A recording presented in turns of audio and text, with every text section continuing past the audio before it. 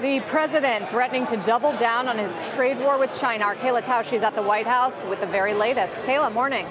Good morning, Sarah. The president's suggesting he could raise the stakes in the trade war with China. He's asked his top trade official to study potentially doubling the size of proposed tariffs on about half of Chinese imports to the U.S. to 25% from a proposed 10%.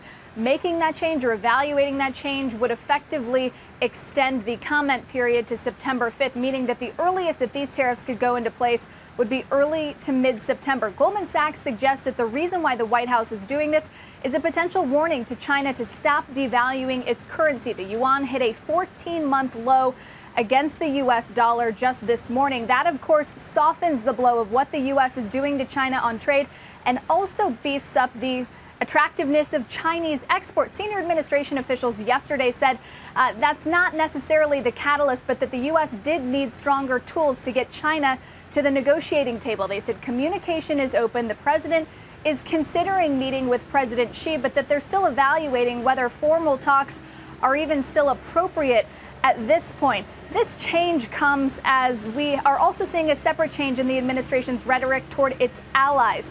A statement yesterday from the U.S. Trade Representative mentioned like-minded partners joining in the fight against China. We saw the U.S. reach a handshake agreement, really, with Europe last week. That is one step in this direction, and a potential deal with Mexico in the coming days could be another one. We know that Mexico's economy minister is coming to Washington. He is meeting this afternoon with his counterpart, Ambassador Robert Lighthizer, the U.S. Trade Representative.